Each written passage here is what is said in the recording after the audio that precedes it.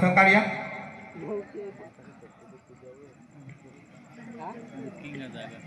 या ठिकाणी आलेले पारितोषिक आपल्यासमोर सादर करतोय।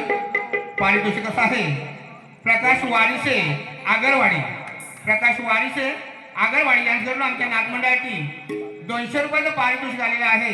श्री मानसी नाटमंडळ त्यांचं सतत ऋणी आहोत। धन्यवाद धन्यवाद धन्यवाद।